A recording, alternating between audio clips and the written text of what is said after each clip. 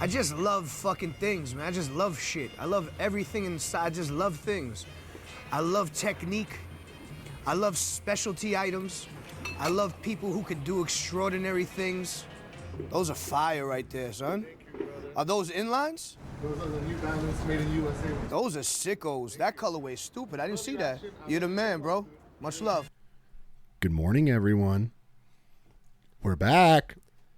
Rise and shine, campers. After another hiatus, I told Jason that I was going to find a guest to replace him last week. Because what was happening? I guess We had a busy day last Saturday. We couldn't make it. Oh, it was the work day. Oh, yeah, that's what it was. Work day and the wives had a meeting. Right. Yeah, we There just was had a a busy wife Saturday. meeting. Yeah, there was a wife meeting. The morning and the afternoon were full. There was no time to podcast. Yeah, that was. And we only had time to do the single episode the week before. That's right, what it was. Right. Doubleheader today, though, whether we Doubleheader like today. it or not. Yep, we're back on schedule, dude. Back on schedule. I got leveled, bro, by that sickness. Yeah, you were for all the- days. all the way into week or last so, week. You were still feeling poor. Yeah, 2 full weeks of. Back to full strength now. Yeah, I am. Yeah, so I'm trying to get everything back. I've missed like 2 weeks of Maximum Alert, and I haven't been writing, so I'm trying to get back on everything. Yeah. Yeah, We'll get there. yeah. You know what I have been on this week though? Do you know who Action Bronson is? Action Bronson? Action Bronson. He's a rapper. Then no, I don't. I think people would argue that I think people would argue that he is white. Oh, okay. He's not. He's half Balkan, half Jewish, so he's not a white guy, but he looks like a white guy. Balkan. Yeah. His dad's an Albanian Muslim, and his mom's a Jew. Uh-huh. Wow. What a great story of America. Two second generation immigrants. So their parents came over from Albania and then whatever Eastern European country. And we got Action Bronson. Yeah, and we got they came over. The parents came over, had a Jewish kid and a Muslim kid, and then they have I'm sure their story is some sort of Romeo and Juliet story of both families being like, you can't marry this person. And they got married. The dad started this like very successful Mediterranean, like high quality Mediterranean restaurant in New York. Mm-hmm. And then somewhere along the way, Action Bronson was born and became a rapper. Yeah. So, but his stuff is very good. His music's really good. And he has this cooking show on YouTube. Yeah. And I can't. I don't want to say the F word, so I can't say the name of the show. Oh. But you could say effing whatever. I don't like that. I never like. I don't like saying the actual quote of things that has words in it and bleeping the word. I feel childish when I do that. So if I don't feel like saying the word, then I just won't say the quote. Okay. So Action Bronson's not getting a shout out today. We're giving it to him right now. What's that? We're giving it to him right now. Like if you just go to YouTube and look up Action Bronson. I guess that wouldn't be that hard. Yeah. And then the F word. Yeah, exactly. I'm sure the algorithm will find him. Yeah, it'll find him for you. But his show is very good, and he has this moment. I was sitting in the living room. Okay, so it's good. You're not saying he's. It is good. Yeah, no, it's interesting. Good. Yeah, it's really good. It's very like No Reservations, Anthony Bourdain style, but it's even more like the things that were good about Anthony Bourdain's stuff. Right.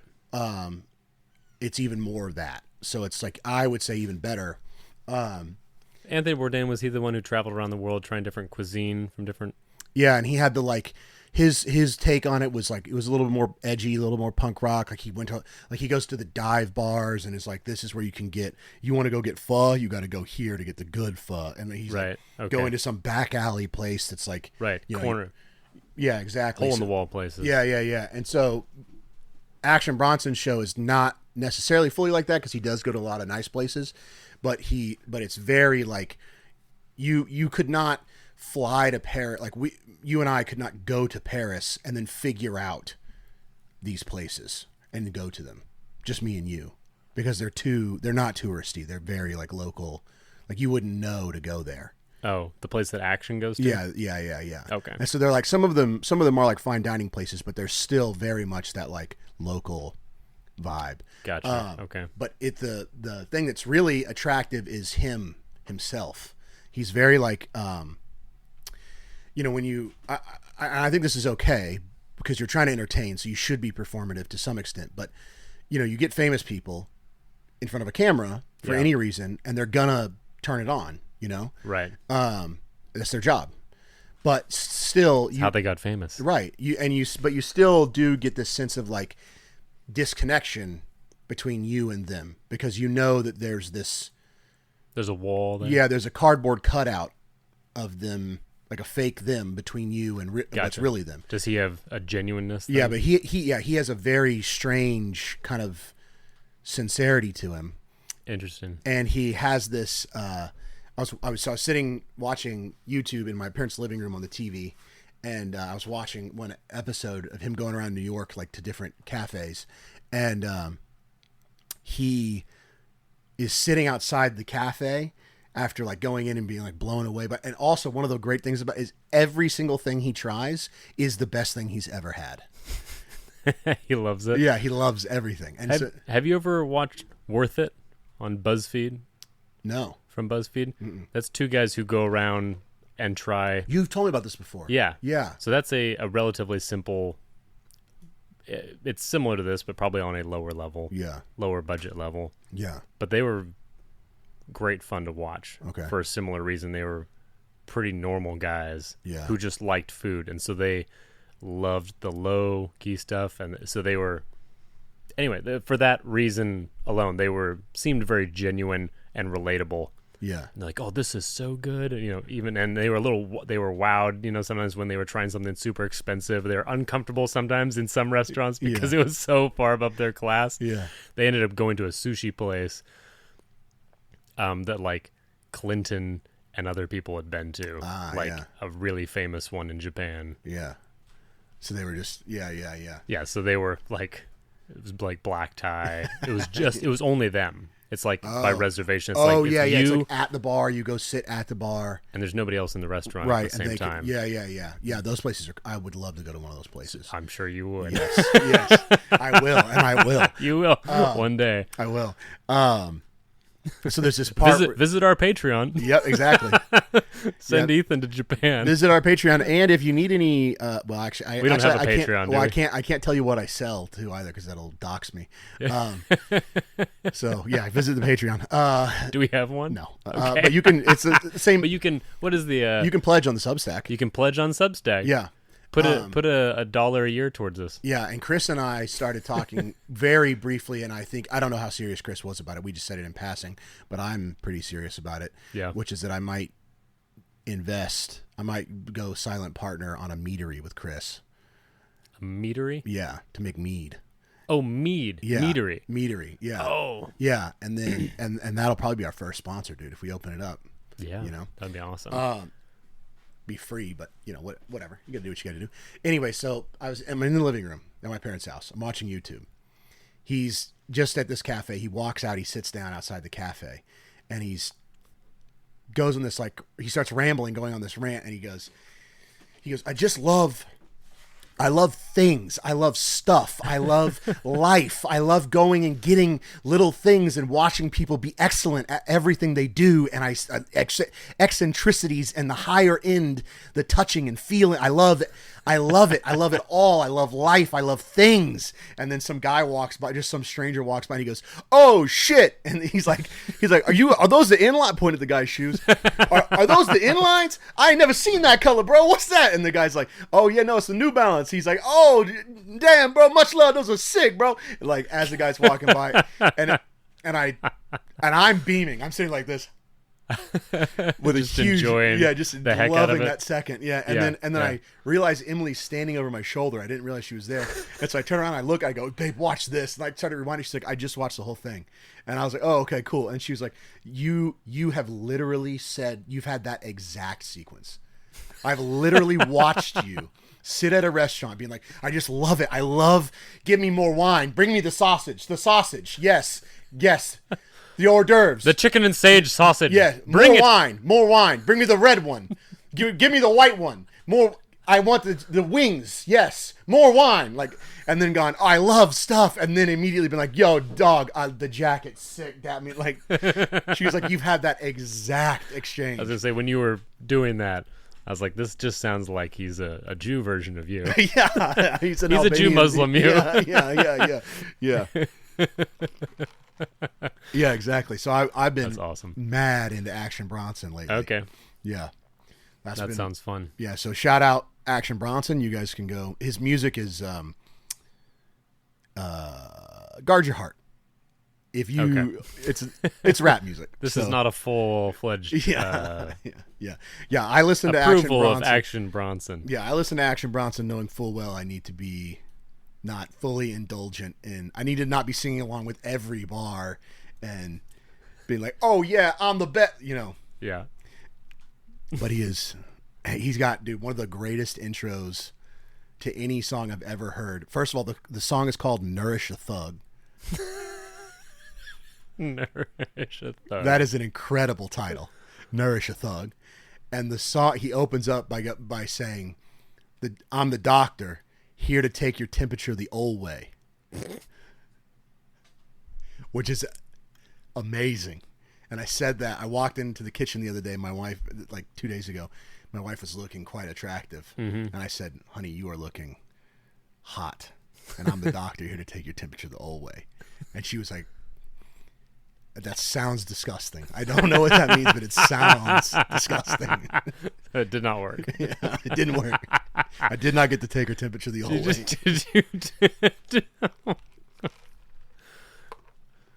Yeah, that does sound disgusting. Yeah, I agree with your wife. I'm siding with Emily on this one. yeah. Could you turn the laptop towards me? Yes, Thank sorry. you. I need to see the time. Yes, you're right. Oh, we are at time. Yeah, we're ready to go. I was about to say we're ready to. Yeah, well, transition we in. made the mistake again of just sitting here before turning the mics on and chit-chatting about Yep. normal everyday life, and then realized we were wasting good content on just relationship. Yes, which is valuable to some extent. It's valuable to lots of extents. I'm making fun of me for thinking, ooh, wicked. We need to record this. Yeah. Other people want to hear this. But I mean, it's a good point because now we do have to rehash at least some part of this conversation. Some of it's so today is the farming episode, the Farming homesteading, episode. the raising of the things you put in your mouth to travel down to your belly to be disseminated Yes, throughout thine body. yes, God's temple. Yes. Feeding the temple. We're feeding the temple. There we go. That's two. We could go. We could either call this feeding the temple or nourish a thug. I don't know about thug. We could do nourish a something or nourish a saint. Nourish a saint. Yeah, There there you you go. go. There you go. Okay. That's a great shout out to Action Bronson, but also Right. flipping it, Right, making it a Christian. Welcome to Work Hard, baby. We're on. That's it. what we do. This is podcasting. This is podcasting. Oh, I haven't. I've been meaning to make a meme of. You're familiar with Star Wars, or are you Yes. one of those who's never watched? No. Okay. Dude, Well, I don't be know. serious. There's some Come people on. are. No, some people are. Maybe for all I knew, you were like a Star Trek guy, and you're like, I don't touch Star Wars. You know. Yeah, no, I love Okay. Star Wars. I was Anyway, offended but when Disney- Episode 1, The Phantom Menace with Anakin Skywalker as a child. Is this, were you offering? Yes. Okay, thank you. Um. I'll at least put it here. Yeah. But how he's in the starship. At the end, he gets into the Naboo Starfighter, and he's out in the battle, Oh, yeah, just he's like a little flying kid, around. and He he's was just supposed like- to just be hiding there, but then he like pushes all the buttons and ends up blowing up saving the day. Right. But he's like flying around in space, and he goes, "This is pod racing," which of course it's not. Right. But I think we need a meme of just Anakin in the cockpit and call it now. This is Now, podcasting. this is podcasting. Yeah, there we go. I like that. That's good. And maybe like we can put a mic in front of him. Yes. Yeah. Get a Shure microphone and just put it in. Yeah. Just slap it really sloppily in there. Yeah. Don't even Yeah. try to make it look real. Yeah. Hey, shout out to 50. There's 50 people here who could do that. We don't necessarily need to do it. Yeah, awesome. Do that. We'll send you the first sticker. Yeah. We'll send you the first sticker. So farming. We talked about. So we both live on small acreage. What would be Right. considered small acreage. Yeah. So between 3 and I don't know how much is yours. Is yours 10? Almost 9. Almost 9. Okay. Yeah. Almost 9. Mine's about 5.5. Okay. Cool. So Cool. Yeah. So, Yeah, so Jason and I, now you're a little bit different in your goals. From Our end mine. goals are different, yes. Yeah, because you're not trying. You are building a commercial farm to. I do produce. hope to make my living largely from the property in one way or another. Right. Or at least I'll say it this way. So I'm not 100% set on farming ventures specifically. What I want to do is provide most of our own food as much as possible to offset costs and also have healthier food, and just to be able to raise animals and steward the land that God's given us better, and put it to use because it needs to be managed. Yeah. So I guess that's maybe a big difference between Christians and the secular environmentalists, Right. which is secular environmentalists would possibly be like, you just need to leave it alone. Nature's got this. Right. Human beings are a blight Right. on the earth, and we're not. We can be, certainly, Sure. be very destructive. You look at forests being leveled just because the wood is pretty, and Right. we, in a poor country is like, well, Brazil, we want you to cut down all of your gigantic old forests and completely destroy the ecosystem there and unhouse or kill lots of animals in the process and make some extinct, Right. just so that I can have hardwood floors of exotic, of teak. Yeah. Yeah. It's like, that's not a good reason. Right. That's not good management of God's resources. But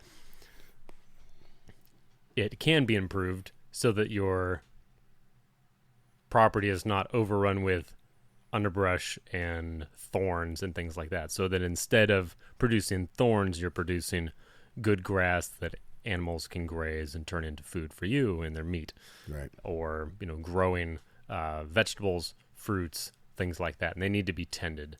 So good things need to be tended, and human beings can certainly learn from the patterns, from the way that God has already created the world. I was just talking with my cousin the other night on the phone about it. He asked me if I had heard about no-till gardening. Yeah. Which is if you've ever watched, you can go to YouTube and go to look up Back to Eden. And there's an older man. He's much older now, but this is probably 10, 15 years ago that I don't remember when he put this out, but it's been a while. It's an older video of him just talking about how he used to work so hard and was always tilling up his garden, digging rocks out, and it was never done, and fertilizing like crazy or whatever, just doing everything he could to produce stuff. And then he was out in the woods and realized that he put down his hand into the soil and he was able to dig down a foot, and it was just humus, just that black, crumbly, super fertile soil. Yeah. And he's like, this has just been sitting here. He's like, God made it this way. Right. So what's the model that God's made is that there's nothing tilling this up. It's got years and years and years and years of pine needles and leaves falling down on it, and the earthworms from underneath are eating that stuff. They're aerating the soil with their tunnels, so the soil has air moving through it.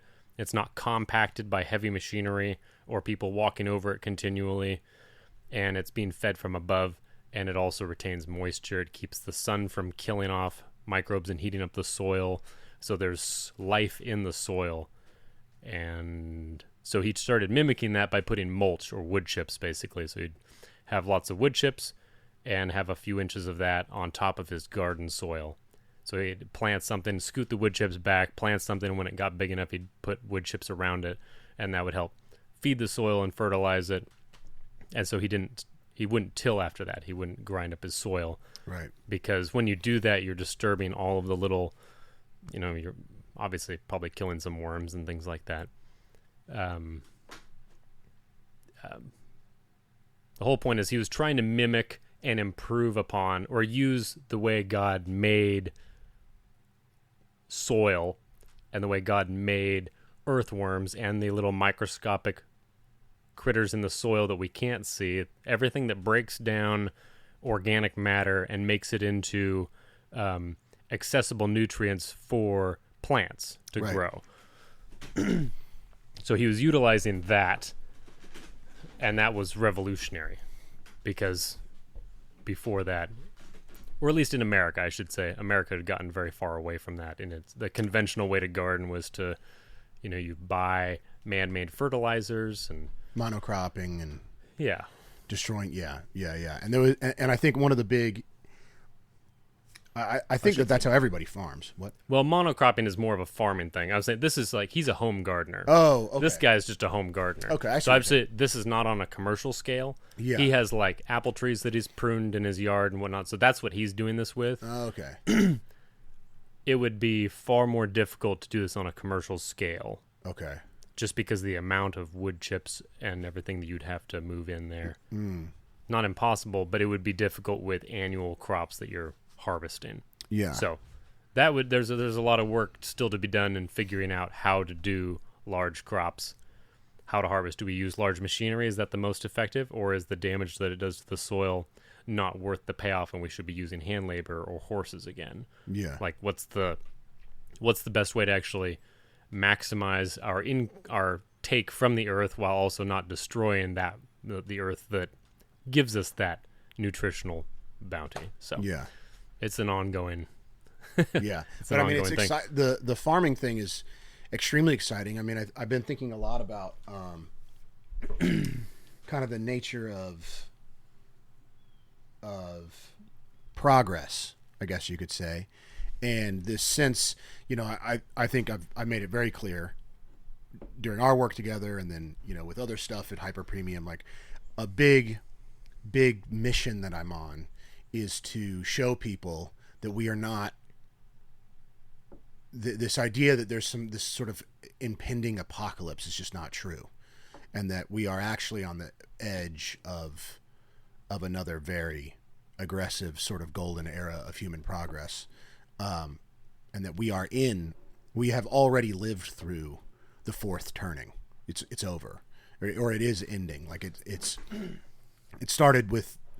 started. You could say it started with 9/11. You could also argue that it started in 08 with the financial collapse, but it's over. Like we I don't know what the turnings are. the turning. So that's a concept that Lee Strobel introduced. Okay. Lee Strobel and somebody else. I don't remember the other author's name, but the book is called The Fourth Turning. Right. And the idea is that if you look at least through Western history, because it's the easiest to look through because it's the most cohesive. Since the late Roman period, we have a pretty good idea. I mean, the best, most well documented. Right, most well documented, Okay. and, Right. and it's pretty. Because the further back you go, it's like Right. big patches of nobody Right, wrote anything down. Yeah, and there's like you look at like the Asian countries, like they didn't really start actually like really meticulously recording their history until well into the colonial era of Britain. Oh, really? Okay. Yeah. So yeah, like the feudal Japan, like where there were like samurai and stuff, all that was happening when Lincoln was alive. Really? Yeah. No way. Yeah. Yeah. I did not know it was that recent. Right. That's yeah. crazy. Yeah. So they've only had like this. Of course, it also blows my mind that slavery was relatively that recent, right. and that lack of cars was relatively that recent. In terms of history, it's still very new. I mean, and it gives you that sense of like how rapidly things have progressed once we figured out how to use coal. Well, even I think Doug Wilson made the point that like we are not that far from Christ, because if you know a 100-year-old person, it only takes 20 of those stretched end to end. Right. Like my granddad is 100 now. Yeah. And he could have been held when he was an infant by a 100-year-old person. Right. And if you do that 20 times, you're at Christ's time. Right. Christ was walking around on the earth. It just straight up wasn't that long ago. It wasn't that long ago. Yeah. And I was telling my kids, like, last night, I was like, and I can't remember, is it 4,000 or 6,000 years, we think, BC? What would biblical... I think 6. Is it right? 6? Okay, I couldn't remember if it was 6 in total that we think the Earth is, or if it was... I think maybe 4,000. it's 6 in total. Maybe it is So 6 it might in be total. 4,000. So it was Yeah. either we are either 1/3 or 1/2 of the amount since Christ that the Earth was in existence before Christ even Right. showed up. Right. So Right. even if you think of like maybe Christ or God having a mirror image of like, well, there was 4,000 years before Christ and there'll be 4,000 years afterwards. I have no idea if that's true or not, but that would be at least symmetrical and beautiful in the way that God tends to work. Yeah. So I could see that being a thing. Yeah. Not predicting the end of the world in 2,000 years. I'm just saying maybe. Yeah, well, I'm writing. I was telling my kids, like, how long around? Oh, because Miriam, one of my kids asked, they're like, why were they always at war? Like in the Bible. Yeah. Why are they always fighting? I was like, well, there's large periods where nothing really happened that they recorded. Right. So it's like, there's hundreds of years in between that these are unaccounted wars. for. Yeah. So they just tell you about the wars and the conflict and the big stuff. Right. Yeah. And I'm writing my magnum opus, the book that I think it's going to take me. I'll be 50 before I get done with it, but it's basically, it ends the way that what the book is about is my theory, and I have no biblical backing for this. This is totally just me, but my theory that when the earth is remade and we gain immortality, mm-hmm. I don't necessarily know that I don't know how marriage will work, and I don't know if we'll be adding human souls at that point. Like, will we be having babies or not? I don't know. I don't know that the Bible mentions that anywhere. Jesus says that we won't be married or given in marriage. Okay. So maybe that as far as I understand, it sounds pretty clear that marriage is a thing of this world because it's an image of our relationship, the church's relationship with Christ. And so when that's fulfilled, there's not going to be any need for marriage. Okay. I've heard some arguments that are saying that he was saying something a little different. I'd be interested to hear it. I just haven't heard anything contrary to that. Neither here nor there. And that's also not the only place I'm aware of that they talk about it. Yeah, a little bit of a rabbit hole, but anyways, the point I'm ultimately trying to make I think it at least would be cool is if we, there's this question of work. What are we going to do in glory? Right. If everything's taken care of, if we're not, if we don't get hungry, we don't get tired, we don't get sick, what is there to do? And my assumption is that we don't get hungry, we don't get tired, we don't get sick because we're working, because we're farming, but farming perfectly, because we're maybe even practicing medicine on each other, but practicing it perfectly and doing all these things perfectly. And so it just eliminates, it is a utopia. It eliminates misery. Right. It eliminates misery because we're doing it perfectly and everyone's perfectly happy to be doing what they're doing. Right. Well, Adam and Eve were still tending a garden. They were growing food before there was sin. Right. So I don't see any reason to believe you wouldn't be doing that. You wouldn't still be eating. Right. But anyway, so there's the thing that I've thought. There's got to be feasts. Right, exactly. There's got to be feasts. That's an integral part of the human experience. The idea basically I have is that not the Great Commission, but the mandate that God gave to humans to be fruitful, multiply, and conquer the planet will extend in glory to everything. So the universe we think is infinite, and that would make a perfect if you had an immortal race who needed an infinite amount of work to live forever and be working, just constantly be expanding and colonizing an infinite universe, building new spaceships and farms on different planets and whatever. And so you just that's it. That's what you're doing. You're just working to conquer the universe. And so that's like ultimately how that book ends, is like that's what it's all about, is the human race transcending its shackles and limitations and becoming this immortal race that's tasked by its creator to expand infinitely into the great unknown and bring light and civilization to everything. Terraform things. Yeah, terraform planets and bring life to a lifeless universe. Oh, okay. Interesting. Yeah, and that's the creator in that universe. That's his way of, he's reaching through humanity. He created everything, right? But he's reaching through humanity to finish that work. Right. Yeah. Very cool. That's what you're writing? Yeah, that's the end. That's like the coalescence of the narrative. Cool. Yeah. Cool. Yeah. Farming. Yeah, so speaking of rabbit holes, let's Oh, talk about I was rabbits. talking about the nature of progress. That's what I was talking about. I was talking about the nature of progress in relation Okay. to farming. All right. Because people, have this idea that this, this sort of the Leo Strauss thing, the fourth turning. Yes. Okay.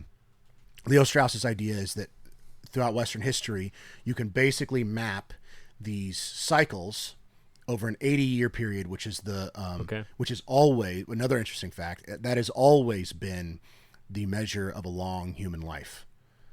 So modern medical science has not extended the lives of human beings at all. The only reason that it's raised like the average lifespan is because it's eliminated, largely in the West at least, infant mortality. And so the average human lives longer because we've eliminated infant mortality, which is obviously phenomenal, obviously great. Right, but that's where the average goes up is infant mortality. Right, so it's Which, not, of course, if you included abortions, would plummet it. of course, right. So they're not Right, accurately the greatest measuring it. genocide the human race has ever committed. That's a mercy we haven't been overrun. Yes, it is. But so you can map basically these turnings more or less over these 80-year periods, right? And a turning happens in 20 years, and there's 4 of them, and that makes a whole cycle. And so the last one, okay. the fourth turning, is the phoenix burning down and becoming an ash pile version, or it's becoming the ash pile. That's the fourth turning. So everything's in decline. And then it'll be reborn. Right, and then it'll be reborn, and you'll have a time of growth. Okay, so one cycle is the life cycle of a phoenix. Right. Yeah, you can think of it like that. Right, and then it flies. You have this Okay. area, and then it's flying, and it has 20-year period of being a phoenix, and then it begins to age, and then it burns away and becomes ash again, and then Gotcha. regrows. This is another way of saying the great men make good times. Good Yeah. times make weak men. Weak men make hard times. Hard Right. times make great men. Exactly. Yeah. Okay. Same thing. That cycle then. Yeah. Exactly. Gotcha. Okay. And so we are right now, which is crazy because he wrote the book in the 90s, and then he calls his shot, and it's like, in the book, he's like, sometime around 2005 will come some sort of really great financial crisis that will kick off the fourth turning. And then 08 happens. Yeah. So he just called it, straight up called it. And then he says, it's going to take 20 years for that to end. And so it'll end either in the late 2020s or early 2030s. And if you're an optimistic person looking out for, if you don't want things to be bad, is what I'm saying. If you are just looking objectively at the world, Right. Things are bad right now, but everywhere you look, everything is about to get awesome. Everything's about to get awesome. All of the people that are evil are about to die. Get ready for the awesome. Yeah, get ready for the awesome. Everywhere you look, and in farming is one of those places because there's this huge movement towards homesteading and farming. right homesteading and farming. And Joel Salatin has a book called Homestead Tsunami. Okay, where good. he's talking about, and so he's one of the. We were talking before the show about Joel Salatin. I was talking about him. Yeah.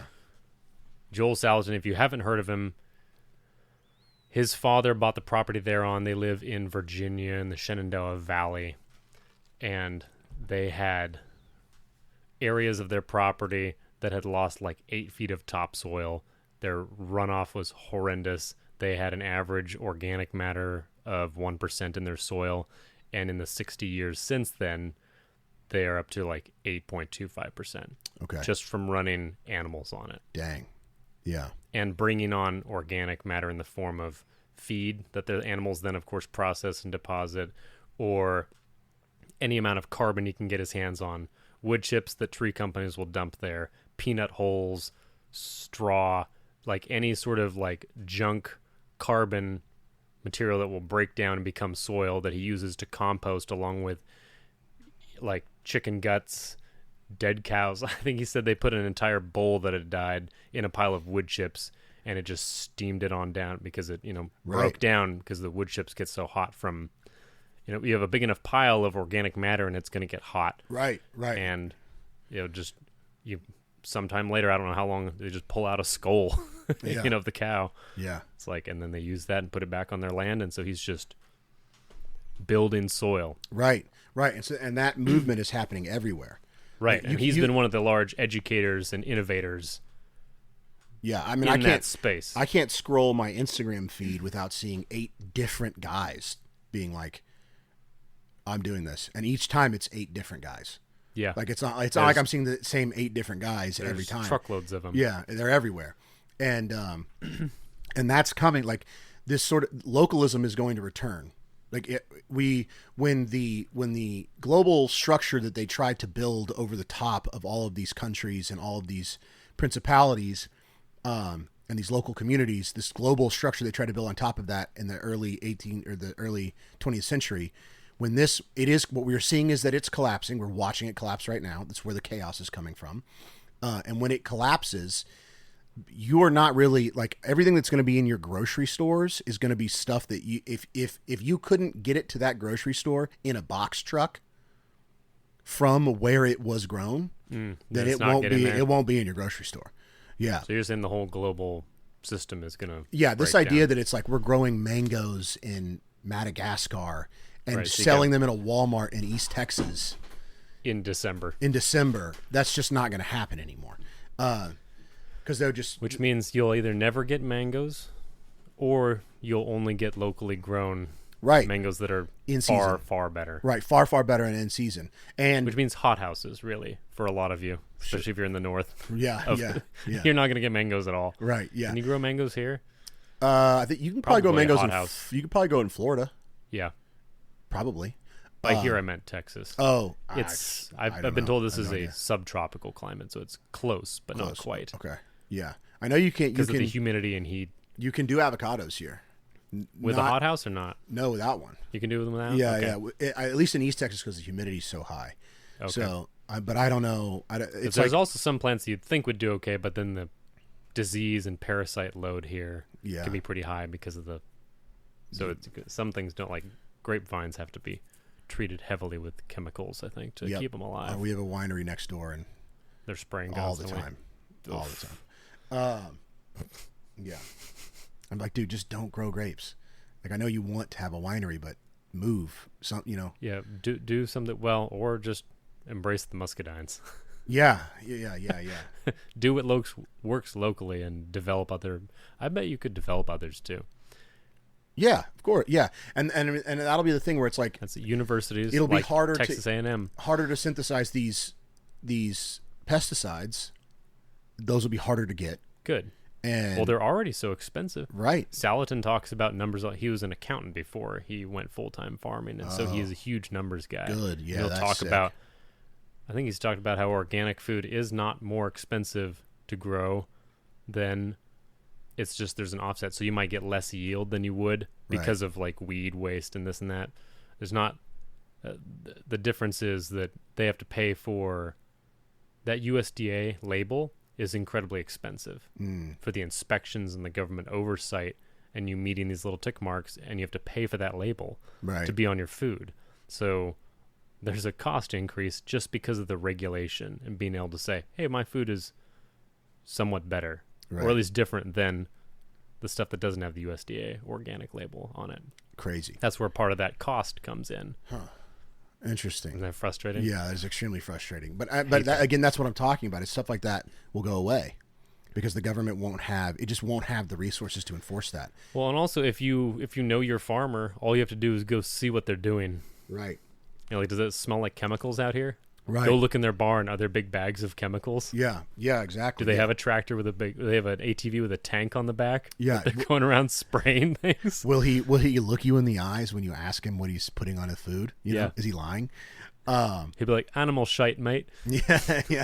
Good old animal shite. Yeah. Loads of it. Yeah. So I mean, it'll be good, and it'll be a rough transition. People I think have gotten so used to the idea that food and products in general are like, because we've lived for almost 50 years in this environment where it's cheaper to just throw something away and buy a new one than it is to try to fix it. Right. And the way that they're made is a lot of things can't be repaired. Right. They're sealed in some way. It's like they aren't made with parts, or you can't get the parts. Right. Right. Yeah. And like that'll all go away.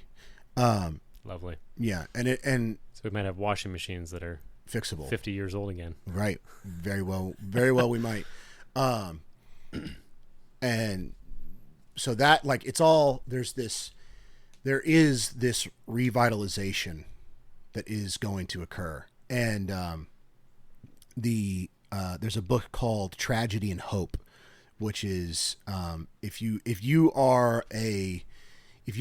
really into Jews and you were like the Jews came after us, It always and blindsides me. yeah.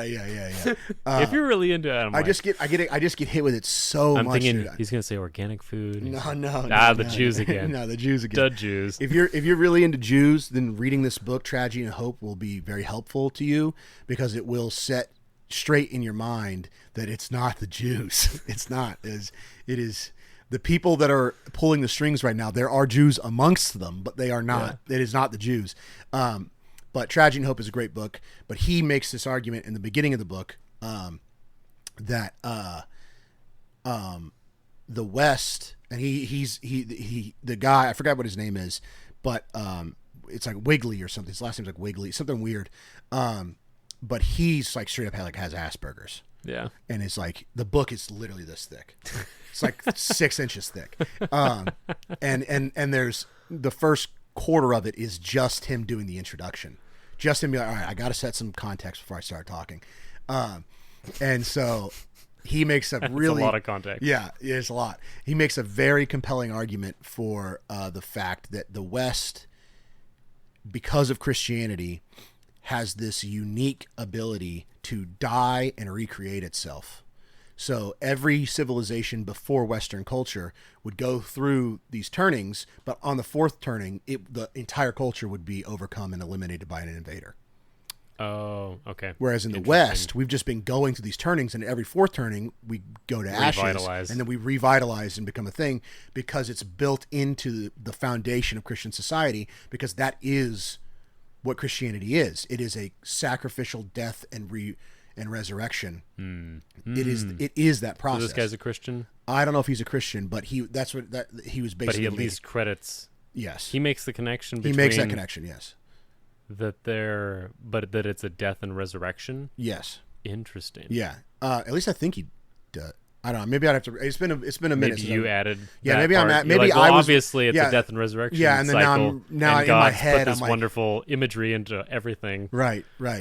Yeah. So like what was that? The spiral you guys were talking about in the Flat Earth episode? Oh, on yes. Hyper Premium Presents. Yeah. Talking about the spiral you can find at the golden ratio. Yes. Yeah, how God puts it in little everything. Easter eggs. Right. It's like almost like a signature. Why do you think we put Easter eggs in things? Because it's delightful to find signatures of things that we already love. Right. Exactly. Like we love that because God loves that and God created the world, so we naturally love finding things. Yeah. Hey, God made this a spiral too. Yeah. Oh my goodness! Wow, it's there again. Ah, praise God! Yeah. Exactly. It's so cool. Ah. Yeah. So basically my argument is that we're going through the fourth turning process. Okay. But the West is fundamentally still a Christian place, even though, and Lord willing, will revitalize in its commitment to that, abolish abortion, right, etc. Yes. Repent as opposed to be destroyed. Exactly. In our fourth turning. Yes. And it's still nerve wracking because you don't know if I'm not 100%. It doesn't mean that the immediate future isn't going to be really uncomfortable. Right. Yeah. At some point in the next few years, at some point, there's going to be a very, very, very intense 8-month period of real turmoil. Which is why I have a sticker on my water bottle that says "Farm before your life depends on it." Yeah, I saw that. Yeah, when I had your water bottle for a week, I saw that. Well, it says "Farm like your life depends on it," but they have crossed the word "like" out and added "before." Yeah, yeah. So, farming in that context, you know, we have this great. We're like this Asperger's guy. Exactly, 45 minutes of context. So now let's talk briefly about what we're doing. Yeah, let's talk about it. So Ethan has a largely wooded property. Yes, I have a largely wooded property. So we have different approaches. One, we're coming into it for slightly different reasons. which a lot of the I same didn't- backgrounds. There's a lot of overlap. Yeah. So Jason has these ideas of stewardship, which also plays a big part in what I'm doing. But Jason has these ideas of stewardship and also wants to have a commercial payoff to some extent, or at least provide for the family, and so live off of the land. Oh, what I was saying earlier is I don't think I finished my thought. I want a family economy. Okay, yeah. So I don't necessarily care what it is. If we are making and producing something of wood, which is not obviously us growing, but it's still, we could have the property where we grow the wood, cut the wood, make things out of the wood, sell that, and then that's our venture. So maybe we have a furniture business for all I know. Yeah. But something like the that. point is, if the whole family can be involved at some level in the business, and Rory Groves is an author who has 2 books that I'd recommend. One is called Durable Trades, where he ranks the historical trades, like the top 20 trades historically that can be linked to resiliency, family-centeredness, and things like that. And so it's a good place to go and look and see, at least to pick and choose and evaluate what you might want to do. 1, what fits your property. 2, what fits your family and whatnot. And then he wrote a book after that called, I think, The Family-Centered Economy. And that one he talks about implementing what they did, he and his family, kind of how they stumbled into a family economy and the research he's done since then. I think he has an IT or computer background. Okay. But he's now full-time farming and writing and doing talks and things like that. But he has a really good section about having family meetings and kind of flushing out and teasing out what individuals in your family are good at, what they love to do, what they would like to do, what their strengths and weaknesses are. So, well, not so much weaknesses. It's focus on the strengths, because it can get pretty nasty if you are like, well, you're not good at this, so-and-so. Yeah. It's supposed to be uplifting and positive to each other. It's supposed to tie you together as a family. Right. So our whole idea is we want to work together in whatever we're going to do. And so we're praying that God would open the right doors for that to happen. Whether that's through selling animal meat, through selling animals for pets, vegetables, wood products, firewood, whatever it is. I want my family to be involved at some level, and for me to be able to be home for a majority of it, even if I do have to travel to go deliver stuff or whatever. That's not the end of the world. Yeah.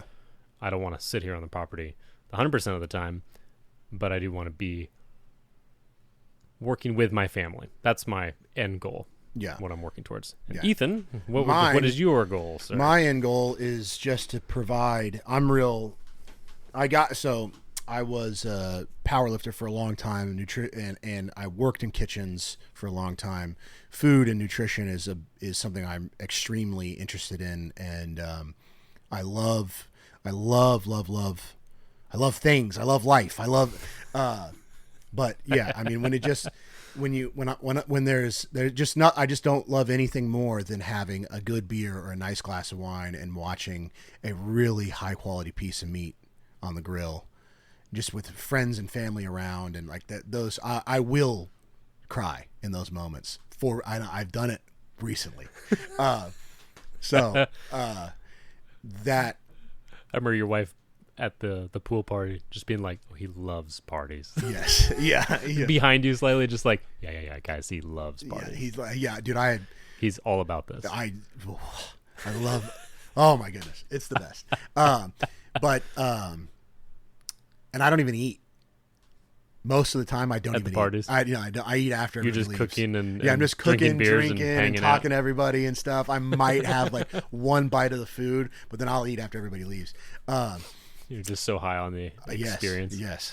So, anyways, that passion of mine has driven me on this quest to find higher and higher quality food items, and the one thing in particular that everybody needs and is extremely difficult to source is really high quality protein, and so I just thought I'll do it myself. If it's whatever, we'll do it live.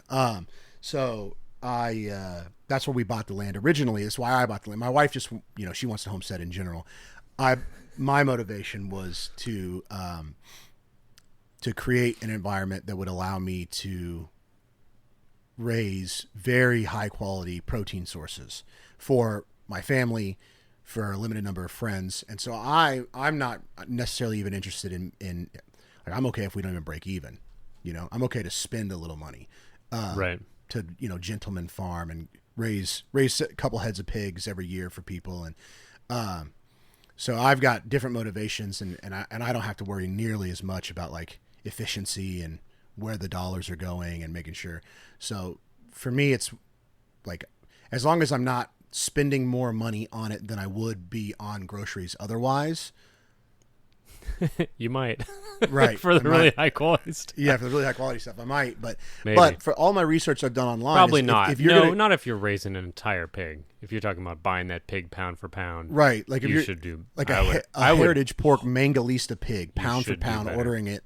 Yeah, like you'll come in under that. Oh, that if you're okay. You're Right, talking that's what I'm about- saying. It's just to go source that high quality protein. Oh, of course.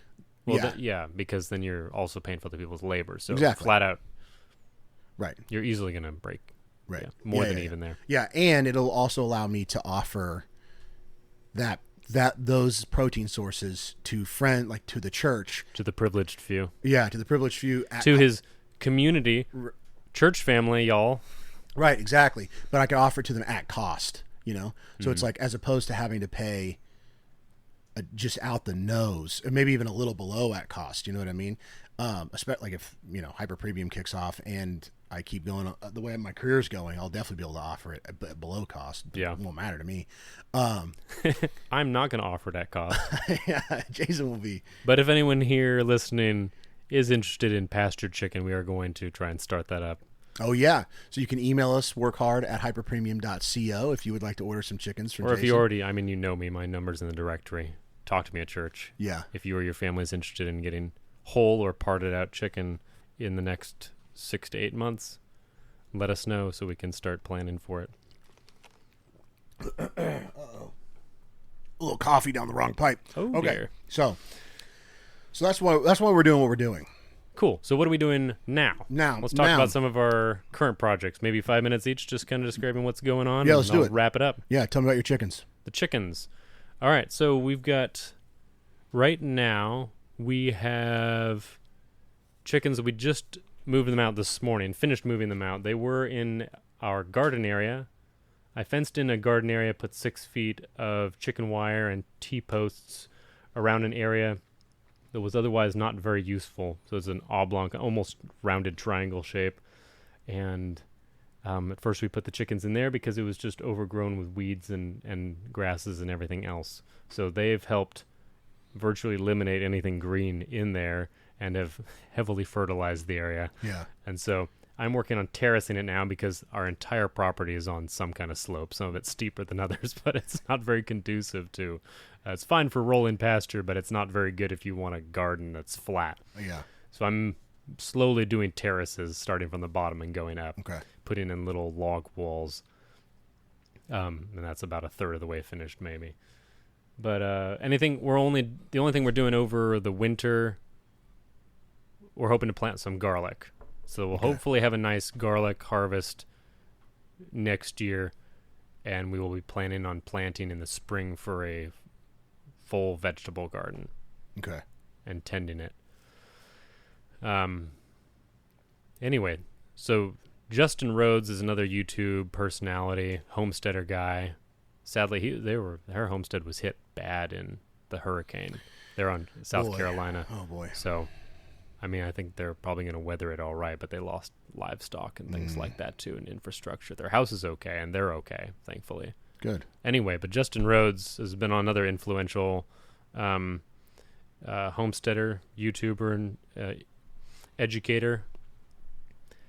He always puts chickens on top of his garden boxes. He has a special sized little coop that just fits right on the top of his garden boxes. Yeah. And he puts a few hens in there after the garden's done to winterize it. So he lets them peck around in there. They eat up all the vegetable waste. They poop in it. They stir the soil around a bit, aerate it a bit, and then he'll cover it with mulch and move them to a different one. And that's how he winterizes and fertilizes his garden. Then it just sits there for a while under the wood chips or under a tarp, waiting until the next spring when he plants it again. So that's instead of pulling out all the old vegetable waste, he like lets the chickens eat it. So doing things like that, he has a specialized coop just for that purpose, and he has multiple flocks of hens that he moves around to do what he needs to do. So we kind of took inspiration from that and just put them in the whole garden and let them do a lot of the clearing for us.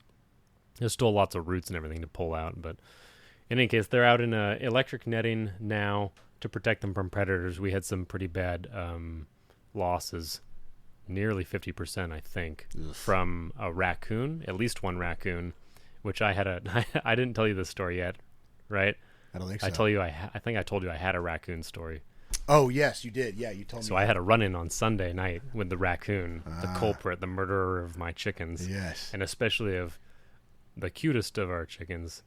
We had a hen that had gone broody, which means sitting on eggs, and they will just sit on the eggs and like hardly get up to do anything because they're tending to the eggs. Yeah. And my kids, she was a bantam, which is a small version, so like a mini. Yeah. And so she was little and cute, and the kids had named her Little Mac and Cheese. And Little Mac and Cheese had set up in a little divot right next to the edge of the fence, which raccoons will reach through chicken wire to grab chickens and pull them through to kill them and eat them or eat part of them. And so Little Mac and Cheese perished because of her location, sadly. So this raccoon has it coming. So we bought a trap. I haven't caught anything in the trap yet, but my dog on Sunday night was freaking out at the door, so I let her out, and I see the shape of a raccoon dash up the little hill here outside the door, and so I barefooted, like, grab a flashlight and run out there, and I'm like, "Go, Nelly! Get it!" Yeah. And she's after it, and she chases it around. We only have a couple of small trees here, and I had heard it off in the bushes, and I have a little mushroom patch that I'm trying to grow and wood chips in this little wooded area. There's like 4 trees growing there that make nice shade. And so I went in there, and the raccoon circled around with Nelly like 2 feet behind it, and I see it coming at me in my light, so I had to dodge out of the way because I was like, I'm barefoot. I'm not going to tangle with this raccoon. Yeah. I have to get rabies shots. But she trees the raccoon. It goes up in the tree and stays there. It's a small tree. And we have a dirt mound next to the tree that puts me almost on level with where it is. So I go back inside, get booted up. I told the dog to stay. And I come back outside and gather a bunch of rocks and get my machete so I have something to fight with. Yeah. And because we're in city limits, so I'm not going to go shooting at an angle upwards and miss a raccoon or shoot through a raccoon and have a stray bullet go somewhere. So I'm like, that's out of the question for killing this thing. And I was like, I guess another projectile is as good as I'm going to get. So I got a big heavy rock and was, and I like look at it, and it's sitting there in the tree just looking at me, staring straight into my LED, flashlight. Right. And I was like, I can only imagine what's going through its head is just like, what on earth is that? Just like it's a big shiny light. And so and I was like, it's too bad because they really are pretty cute when you look at it. And then I remembered Little Mac and Cheese, and I was like, this raccoon has to die. It has to go.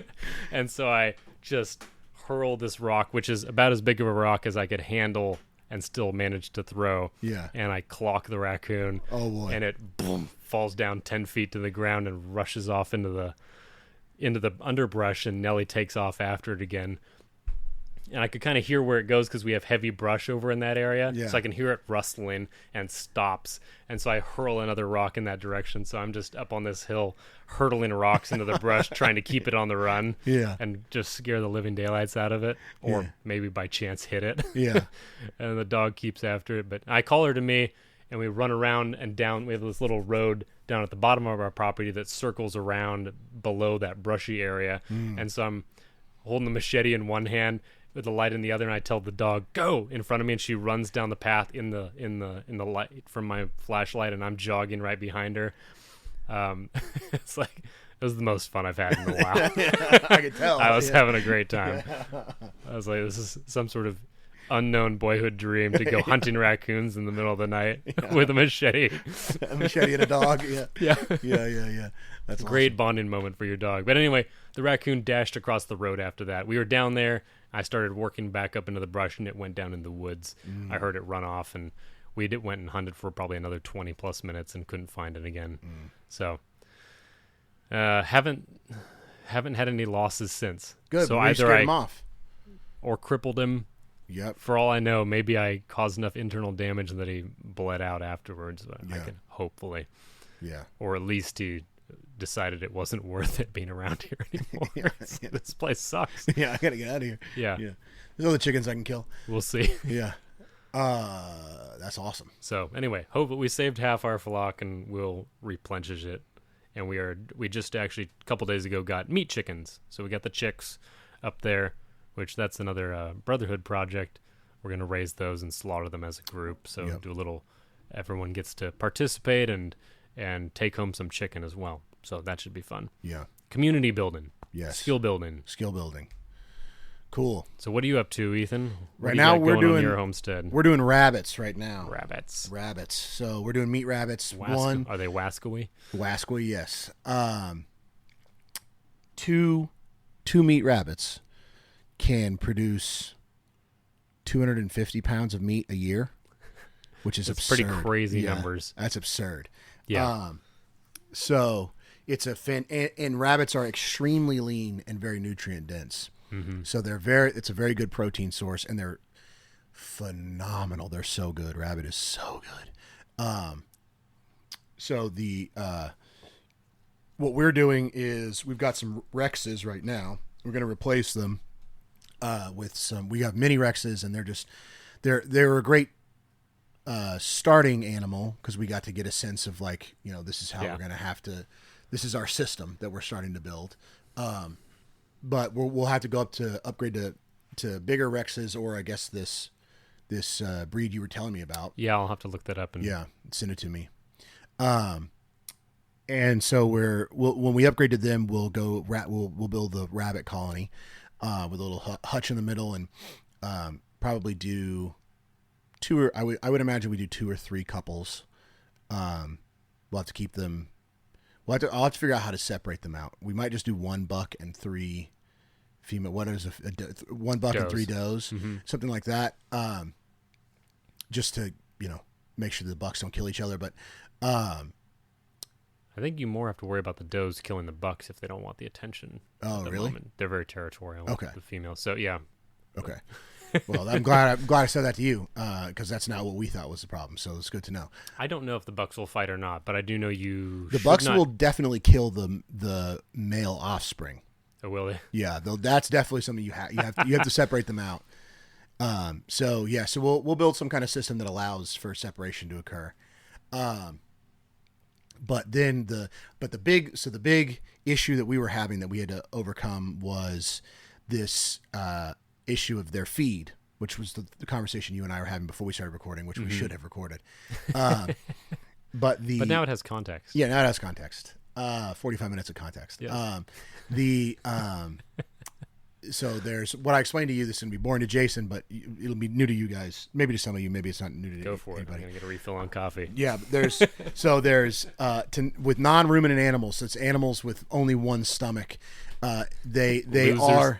Yeah, you losers. Yeah, they are what they eat. So if you feed them food that's high in polyunsaturated fatty acid, then their fat will be high in those PUFAs. And polyunsaturated fatty acids are very you do need a small amount of them in your diet, but you need. I didn't realize that was an acronym when you said that the first time. PUFA, yeah, I was like, P-U-F-A. I've never heard of PUFAs. Yeah, PUFAs.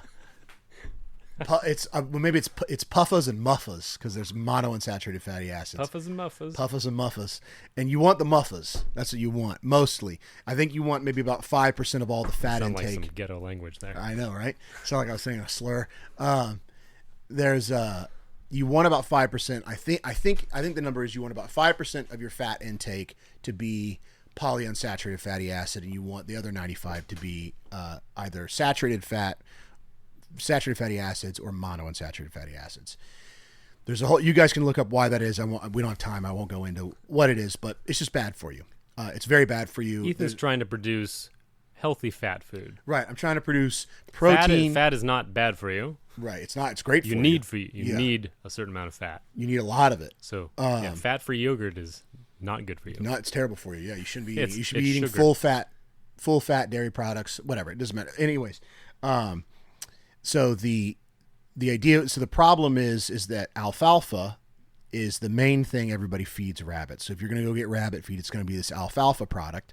And alfalfa is very high in polyunsaturated fatty acids. So if you feed it to rabbits, the fat that they're going to develop is going to be this toxic. It's a good thing I talked to you about this because I didn't know this. Right. Yeah. Yeah. So if you feed it to rabbits, you feed it to chickens, feed it to rabbits, feed it to pigs, or those are the ones that I think about. Then it makes a very unhealthy meat, a very unhealthy protein source. So the idea, the problem that we were running into originally was that I thought we were going to have to free range them, which is way more difficult than very little control over genetics. Right. Yeah. Selection. Right. Very little control over that.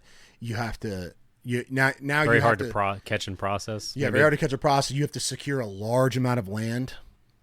So they can actually get the stuff they need. Yes, they can actually eat. You have to secure a large amount of land, and then you have to predator proof it somehow, which is and proof it to keep them in because they'll burrow. Right, exactly. So it's just so the idea of like free ranging rabbits is like you're going to be digging hundreds of, if not thousands of feet of trench to try to bury stuff to keep them from being able to dig out of their enclosures. Wire that will eventually rust. Right. You got to replace it. And yeah, exactly. So it's just a nightmare. So I was just That's why you generally my see brain. them in cages.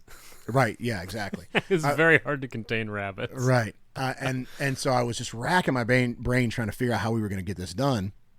And in my research, I discovered that you can actually feed them, that there is a pretty abundant alternative food source that many people do use that are aware of this issue and I think it's called Allen grass. I think that's what it's called. I'll have to look at my notes. But this Allen grass is very low in polyunsaturated fatty acids. So if you're conscious of that, you want to create a high protein source. That's what you feed the rabbits. So now we've got this, and I think the feed is probably more expensive just because it's less readily available. I haven't done a price comparison, but I'm sure, all things that are good cost more money. So I'm sure it's going to be more expensive, but at least it's a solution. So that's where we're at now is we're going to be able to host a family of, quite a few rabbits in a much smaller area in our old garden with just a hutch, just a couple dozen feet of trench, and maybe an electric wire across the top of their enclosure just to keep raccoons and stuff out during the day. But then we'll be able to put them up at night where they won't be able to get got. So it's just a much better solution. And it'll come out to be rabbits are, if you can feed them correctly, they are a really amazing, very reliable protein source. It's just very abundant. And so it's just a great, I think it's a great place. I'm speaking from someone who's never done this before, So it's like not. So it's all theory so far. Yeah, it's all theory, and I don't really know what I'm talking about. But to me, it just seems on paper like it's one of the easiest ways to get a good protein source for a lot of people. And there's this great solution to the feed problem. I will say make sure you're getting good breeding stock if you're going to get rabbits, because we did rabbits. That was actually our second animal. Yeah. When we were still living in our first house, the duplex that we bought. Mm-hmm. So in our backyard, we built a ramshackle shed and mounted cages in it. And actually, before we had the shed, we just had them outdoors on blocks covered with tarps. Nice. We have old photos of our ramshackle yard of me collecting free materials. It was so trashy looking. It was it was not that our property now looks much different. It's just bigger. Yeah. It's more we of expanded it. our trash. Yeah. It's not, yeah. No, I mean, Joel Salatin makes this point that like productive farms are not the same looking as agritourism. Right. Like the pumpkin patch that you go to is not a productive farm. It's producing an experience. Right. And so everything is nicely, all the fences are white painted picket fences because they're looking for aesthetic appeal. Yeah. And so farms that are producing a product, they are not worried about aesthetics. Right. Yeah, it looks like they're not going to have a brand new farm or barn. They're going to have whatever they could throw up. Maybe there's uneven timbers on it. Like, well, one of those is a round timber because they had a tree sitting around that they, and the other one is a botten timber. Yeah. You know, Bot so timber. Yeah. botton's an old word for in the Laura Ingalls book. They're like, oh, it was a botton desk Huh. for That's funny. store purchase. Right. For a bot. Yeah. Took me Botton. long. I was like, was that a brand name? A botton. That's funny. Yeah, and then but we were visiting the very fringe farming friends that we have back in Oregon that we told you about. Yeah. He was using the word, he's like, botton feed is what he said. And I was like, you use the word botton like in everyday language? Yeah, He's of like, course yeah, it's yeah, cool. botton. Yeah. No, not because it's cool. He just uses it. Ah, interesting. Yeah, he's that old Huh. in his genes, I guess. Interesting. It was really funny. I was That like, is I've funny. never heard anyone say botton, and I didn't even realize what it meant. Yeah. So botton timbers would be lumber you buy at Lowe's. Right, exactly. And that'll be like one of the differences between my place and your place. Yes, Is yours that will look a lot nicer. Yeah, mine will be like I will allow for efficiency decrease in the name of having a nice English gentleman's farm. Yes. Whereas yours will be all work, all practicality. Yeah. And so mine will be like I will pay Not to. I mean, you've seen the gate to my garden, right? Right, yeah, exactly. Yes. You do a great job of Well, I don't want. So yeah, I think there's a difference between trashy and utilitarian.